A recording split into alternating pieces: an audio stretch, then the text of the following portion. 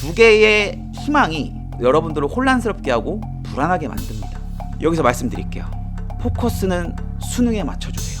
중간고사도 수능을 보는 한 과정이라고 생각해 주세요. 랑쌤TV 시청자 여러분 안녕하십니까, 랑쌤입니다. 벌써 4월입니다.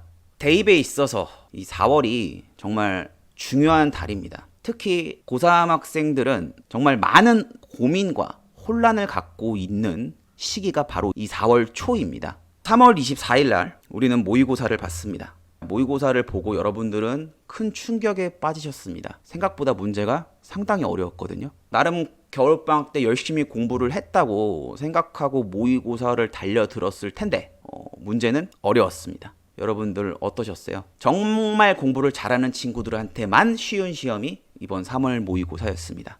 제가 생각했을 때 이 입시는요, 상대평가지만 절대평가나 마찬가지예요.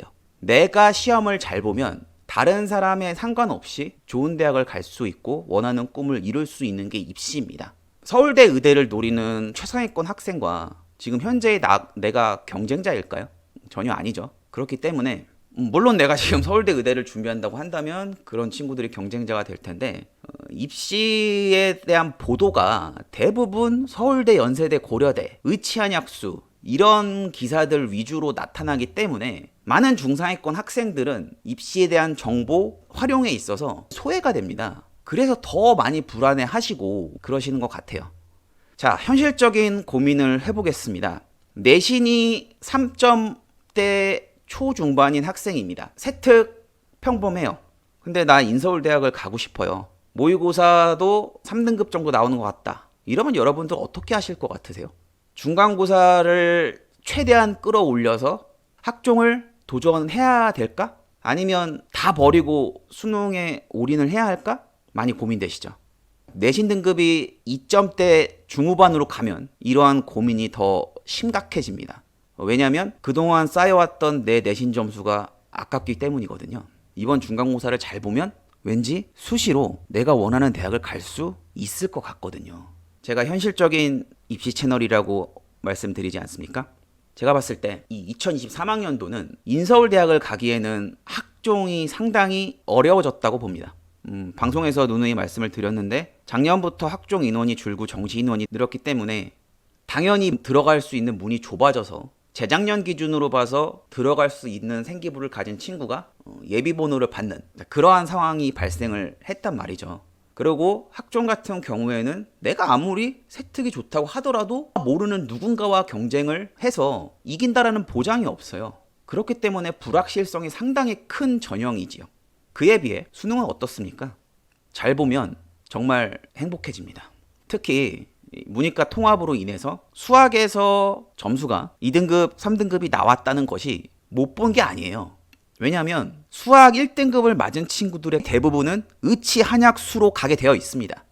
그래서 국어하고 수학을 정말 수능을 잘 보면 여러분들이 학종으로 고민했던 것보다 훨씬 더 좋은 대학을 갈 수 있는 시기가 2023학년도입니다. 수시건, 정시건 누구나 다 그럴싸한 계획을 갖고 있어요. 다만 정시가 더 확률이 높다는 것은 지금부터 남은 기간 동안 정시를 공부했을 때의 점수가 나올 수 있는 그런 확률이 중간고사에서 3등급 학생이 1등급을 맞아서 전체 등급이 0점 몇 등급이 올라가고 그 다음에 세특을 채워서 학종을 써서 수시에서 붙을 확률보다 훨씬 더 현실적으로 높죠. 자, 그렇다고 수시 6장을 또 날리기는 아깝지 않습니까? 그래서 여러분들 조금만 우리 타협을 해봅시다. 고3 학생들 같은 경우에는 아닌 학교도 있지만 대부분의 학교에서 국어, 수학, 영어, 탐구 같은 경우에 여러분들이 선택해서 내신으로 학교에서 공부하는 과목을 수능에서 보는 경우가 많아요. 그러면 수능 공부라 생각하고 일주일 전부터는 내신 공부하시면 되고요. 그리고 나머지 진로 선택 과목 같은 경우에는 A를 받을 수 있도록 수업 시간에만 충실하고 복습을 하시고 시험 보기 한 3, 4일 전부터 집중적으로 공부를 하시면 충분히 나쁜 점수는 아닌 점수를 받을 수 있을 것이거든요. 이런 식으로 플렉시블한 타협이 필요한 상황이 현재 고3 학생들이 풀어 나가야 할 숙제라고 보여집니다. 당연히 등급도 1등급이고 뭐 2등급 초반 학생들인데 세특이 매우 좋은 학생들 같은 경우엔 수시에 더욱더 포커스를 맞추는 것은 당연한 것인데요. 그 이후 학생들은 이것도 될 것 같고 저것도 될 것 같고 하니까 그래서 되게 잔인해요. 두 개의 희망이 여러분들을 혼란스럽게 하고 불안하게 만듭니다. 여기서 말씀드릴게요. 포커스는 수능에 맞춰주세요. 중간고사도 수능을 보는 한 과정이라고 생각해 주세요. 수능에 안 보는 과목이 내신에 들어가 있어요. 어쩔 수 없습니다. 중간고사 10일 남겨놓고 공부하시면서 그렇다고 또 그 공부만 하시면 안 돼요. 수능 공부는 내신 때도 계속 하셔야 돼요. 그리고 중간고사 끝났다고 좀 쉬어야지 이런 거 있으면 안 됩니다. 바로 6월 모의고사 있죠. 지금 4월 초인데 여러분들이 중간고사를 치르고 5월을 넘기면 바로 6월달 모의고사가 나와요. 그럼 6월달 평가원 모의고사를 보고 난 뒤에 그때부터 더욱더 혼란에 빠지기 시작합니다.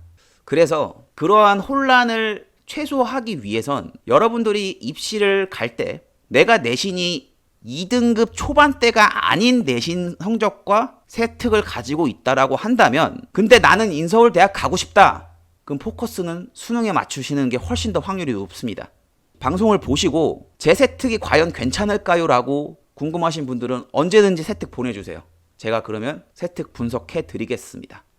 생기부를 보고 여러분들이 본인 스스로 내가 괜찮은 학업 역량을 갖고 있는지를 따지는 방법은 여러분들의 내신 점수 옆에 있는 그 괄호 안에 표준 편차를 보시면 돼요.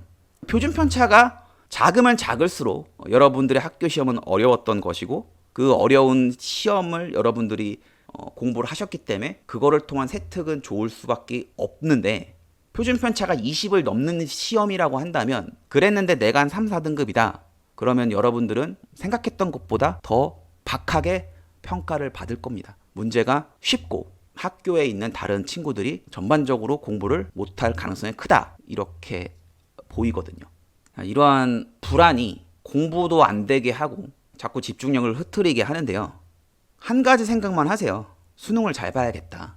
근데 수능을 잘 보는 과정에서 그 과정을 인정해주는 전형이 학생부 교과, 학생부 종합 전형이다. 이렇게 생각하시면 그래도 여러분들 마음이 좀 편하지 않을까요? 지금 생각보다 입시의 시간이 상당히 많이 남았는데 중간고사, 기말고사 이런 것을 여러분들이 생각하시고 수시의 비교과 준비, 자소서 이런 것까지 생각을 하시면 수능 공부할 시간이 없습니다. 그러면 이도저도 안 되는 애매한 학생부와 애매한 점수로 인해서 입시에 실패할 가능성이 커요. 근데 결코 2등급 중후반 때의 학생들이 공부를 못하는 학생들은 아니거든요. 그래서 제가 여러분들의 현실과 이상을 최대한 좁혀드리기 위해서는 우선은 수능 공부에 초점을 맞춰라. 그리고 내신도 수능에 관련된 과목 위주로 우선 공부를 해라. 이렇게 정리를 해드릴 수 있고요. 재수, 삼수를 비롯한 N수생들 같은 경우에도 4월 달부터 공부하기가 힘들어집니다. 이 날씨가 일교차가 크고 봄이 돼서 날씨가 좋아지면 겨울부터 공부를 했던 친구들이라면 슬슬 지칠 시기예요. 그래서 여러분들 컨디션 관리 잘 하셔야 되고요. 6월 모의고사 접수 기간이 4월 4일부터 시작되기 때문에 지금 학원을 안 다니는 친구들은 접수를 꼭 하셔서 꼭 응시를 하시길 바랍니다. 결국 불안이 모든 거의 시작입니다. 근데 지금 입시에 대한 불안은 제가 생각했을 때는 답이 있어요. 수능을 잘 보면 돼요. 그래서 공부를 많이 하면 되거든요. 공부 방법, 계획 이런 것들은 누구나 다 다르기 때문에 저는 그거 설명하지 않겠습니다. 그렇지만 공부의 절대량만큼은 누구보다 많아야 됩니다. 내신을 챙겨야 돼서 다른 과목도 해야 되는데요. 그러면은 잠 줄이셔서 그것까지 공부하셔야죠. 어쩔 수 없습니다. 공부 많이 해야 됩니다. 다만 다본이 있는 게 올해 2023학년도 입시이기 때문에 여러분들 흔들리지 말고 하루에 7, 8시간, 많으면 10시간 이상 공부에 집중하셨으면 좋겠습니다. 이상 랑쌤TV 마치도록 하겠습니다. 감사합니다.